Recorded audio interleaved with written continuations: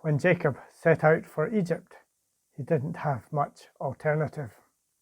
There was a severe famine in the land of Canaan, where he and his family had been living.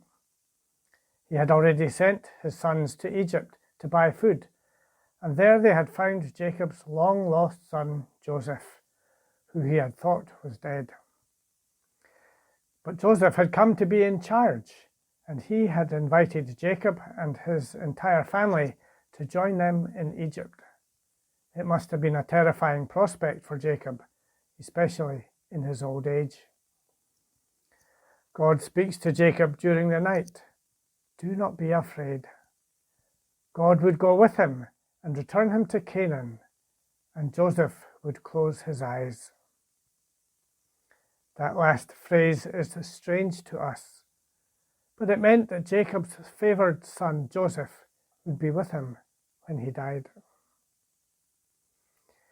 Jesus didn't get any choice about going to Egypt, as it was his parents, Mary and Joseph, who took him there as an infant.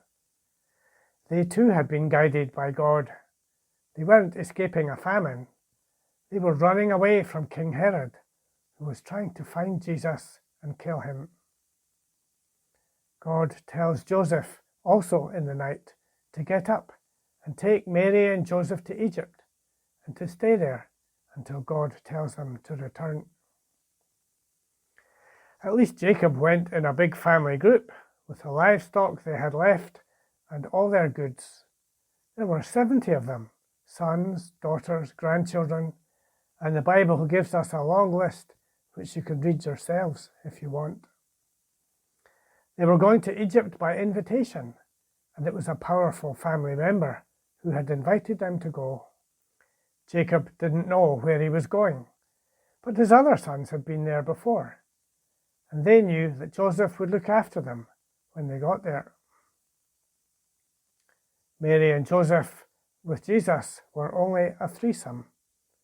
The journey would be arduous and hazardous. They knew that God would look after them, and Joseph had a good trade, but they didn't know anyone who had gone there before. The COVID-19 coronavirus was first described as novel. It was new.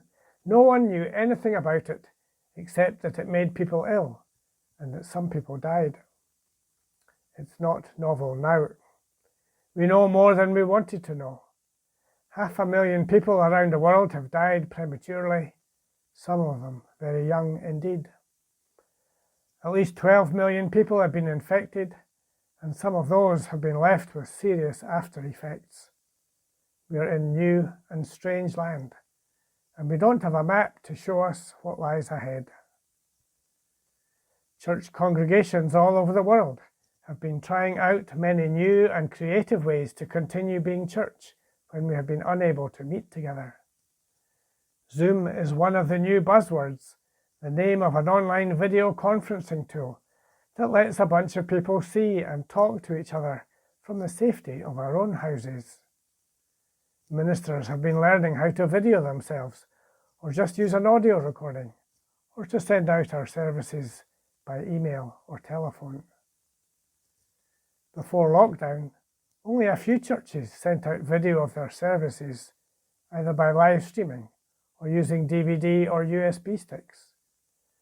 But they nearly all were streaming or recording their church services where most of the congregation were gathered together. Everyone else could see and speak to each other in person.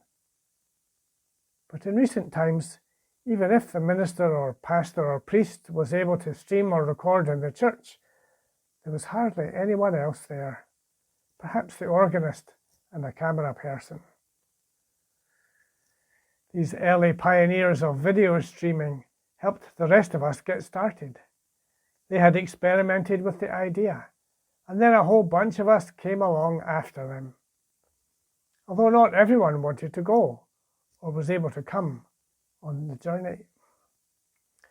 Some folk felt they would rather worship God on their own, in their own way, rather than to try to get used to doing it through a computer screen. Others have not been able to use computers to enable them to join in. People have been able to stay in touch by reading the services on email or listening by phone, or just by others telling them what was happening. They want to worship, but the new ways aren't working for them yet. We don't want to leave anyone behind. When we resume using our buildings, we don't want to leave the online folk outside or abandon them altogether. We want to develop a new style of church where we meet together and allow the online people to join us and to take part while we are doing that. We will probably have some groups that only ever meet online, and other folk that only ever join the in-person gatherings. The virus has taken us off the map without even asking us. New people have joined us. Some people have been left behind on the edge of things. We don't want to leave anyone behind, either as we travel onwards or by trying to go back to where we were before. God says that He will be with us. Do not be afraid to continue the journey. He will show us the way and keep us all safe. You can trust Him because He loves us. He loves each one of us and wants to help us all. Jesus showed us the way to go, although He didn't have a map either. He triumphed against all the odds and invites us to continue following Him. It's not too late to start, even now. Amen.